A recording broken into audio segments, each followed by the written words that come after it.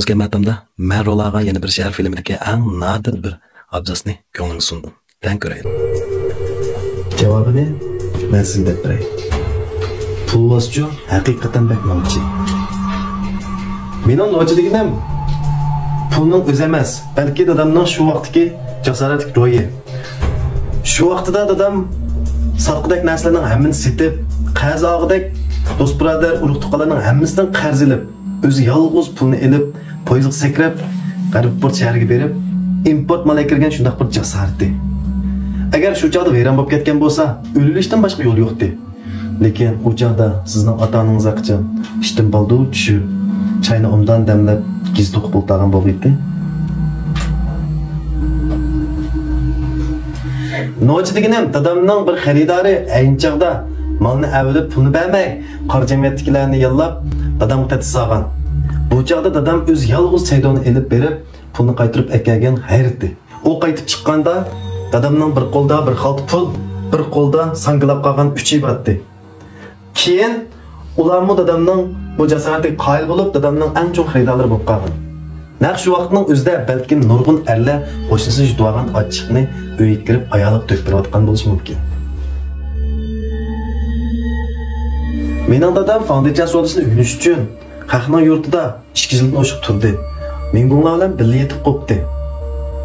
Lekin u chaqlarda mening savodoshlarimning dadalari ularni har shanba kuni bog'cha borib o'ynatdi.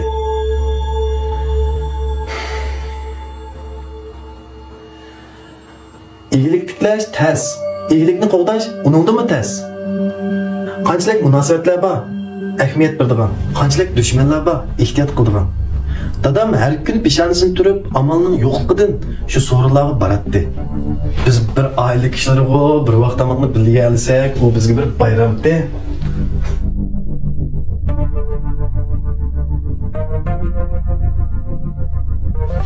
Aras. Anlasam insanlarning yana bir payidi var ekan.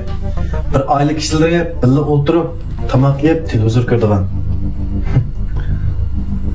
Sen buni anlab boqdingmi? Yozon.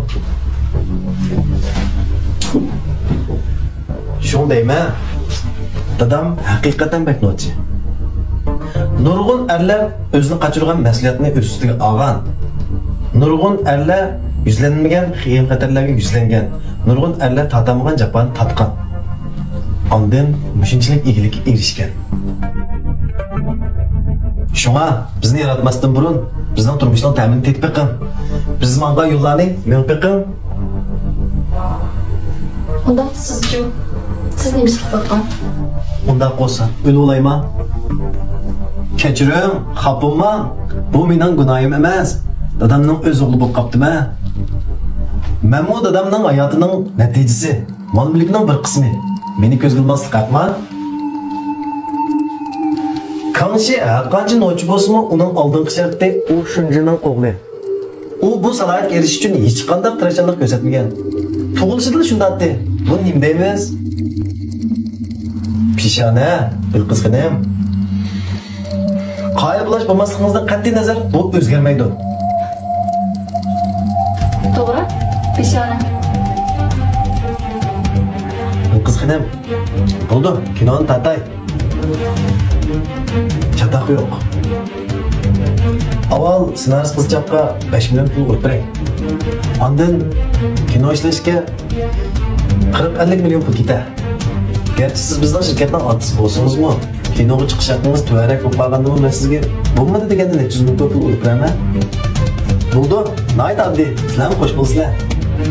Kino sohasida 400 million mablag' sarflab ishlagan kinodanmi ziyorat ketganlar ko'p.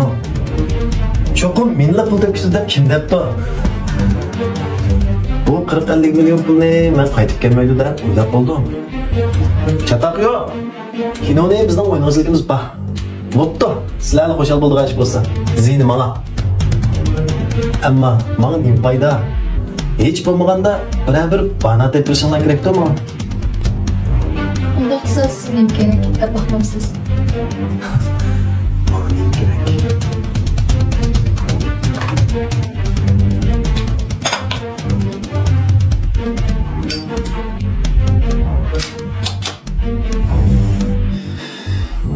siz bana deb bakma. Siz bana nima bilalaysiz? Ben pul seta olamaydigan.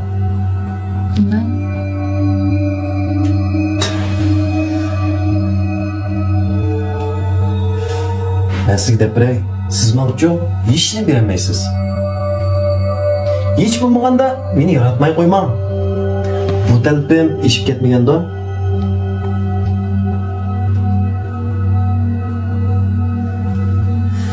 agar pul seta olib bo'lmaydigan narsa bo'lsa, menimcha u chin ko'nglingizdagi ümitingiz bo'lishi mumkin.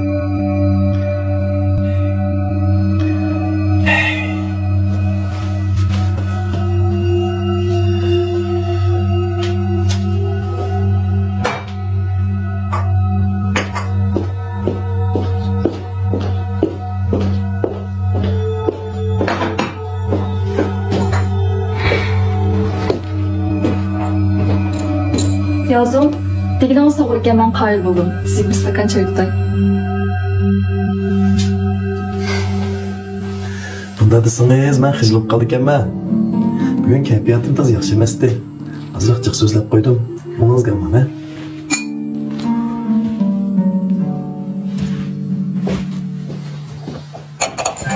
Yazım, çıkmasın böyle.